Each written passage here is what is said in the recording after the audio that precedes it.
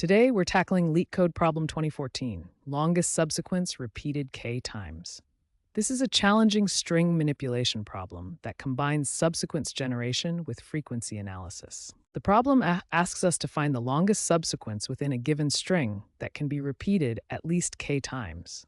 If multiple subsequences of the same maximal length exist, we need to return the lexicographically largest one. Let's work through an example. We have the string ABACB, and we want to find subsequences that can be repeated at least 2 times. The first step in our algorithm is character frequency preprocessing. We need to count how many times each character appears in the string. Looking at our string ABKCB, we can count A appears 2 times, B appears 2 times, and C appears 2 times. Next, we filter to keep only characters that appear at least k times. Since k equals 2, we need characters that appear 2 or more times.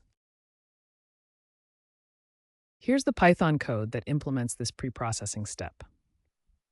We create a sorted list of unique characters, which will be used later in our breadth-first search algorithm. This preprocessing step is crucial because it significantly reduces the search space.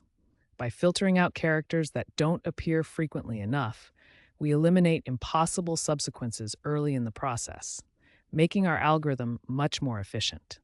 Now we'll explore the core algorithm components: the getTarget function that counts subsequence repetitions, and the breadth-first search approach that systematically builds our solution. The getTarget function is crucial. It calculates how many times a given target string can be formed as a subsequence within our original string S. Let's visualize how this works. The function uses 2 pointers. I traverses the original string S, while J tracks our position in the target subsequence. When we find a match, J advances. Once we complete the entire target sequence, we increment our repeat counter and reset J to 0 to look for the next occurrence. Now let's examine the breadth-first search approach. Instead of trying all possible combinations, BFS systematically explores subsequences level by level, starting from the empty string. The BFS uses a queue data structure.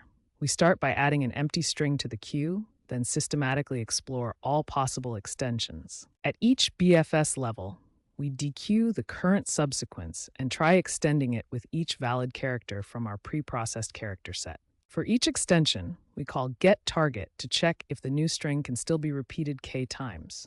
If yes, we add it to the queue for further exploration.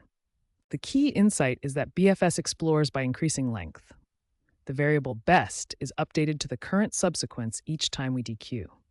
This means the last dequeued string will be the longest valid subsequence. For lexicographical ordering among equal-length subsequences, the algorithm uses a greedy last-in-wins property. Since we process characters in sorted order, later dequeued strings are lexicographically larger. Finally, let's analyze the time complexity. It depends on the width and depth of the BFS tree, which are limited by the string length, plus the ON cost of each getTarget function call. The combination of frequency-based pruning, systematic BFS exploration, and the greedy last-in-wins property creates an efficient algorithm that finds the optimal solution while managing computational complexity.